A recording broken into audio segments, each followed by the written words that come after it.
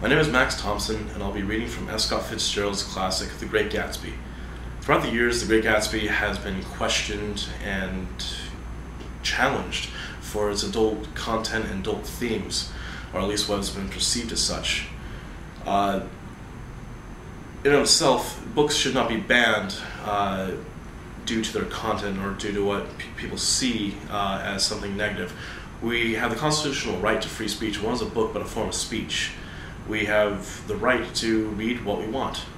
So here's a little bit from it. Gatsby's house was still empty when I left. The grass on his lawn had grown as long as mine. One of the taxi drivers in the village never took a fare past the entrance gate without stopping for a minute and pointing inside. Perhaps it was he who drove Daisy and Gatsby over to East Egg the night of the accident, and perhaps he had made a story about it all his own. I didn't want to hear it, and I avoided him when I got off the train. I spent my Saturday nights in New York because those gleaming, dazzling parties of his were with me so vividly that I could still hear the music and the laughter, faint and incessant from his garden, the cars going up and down his drive. One night I did hear a material car there, and saw its lights stop at his front steps, but I didn't investigate.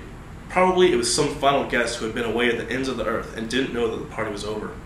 On the last night, with my trunk packed and my car sold to the grocer, I went over and looked at that huge, incoherent failure of a house once more.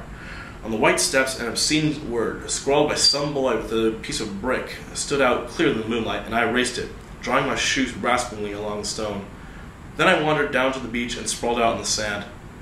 Most of the big shore places were closed now, and there were hardly any lights except the shadowy, moving glow of a ferry boat across the sound.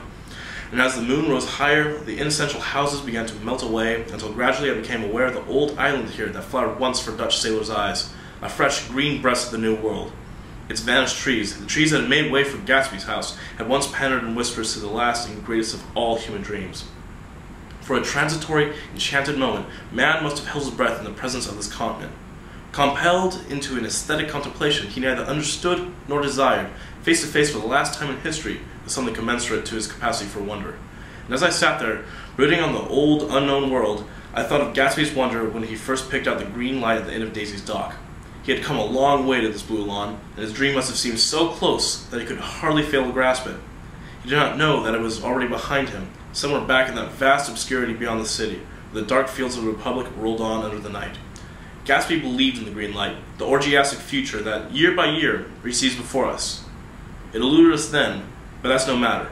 Tomorrow, we will run faster, stretch out our arms farther, and one fine morning, so we beat on, boats against the current, borne back ceaselessly into the past.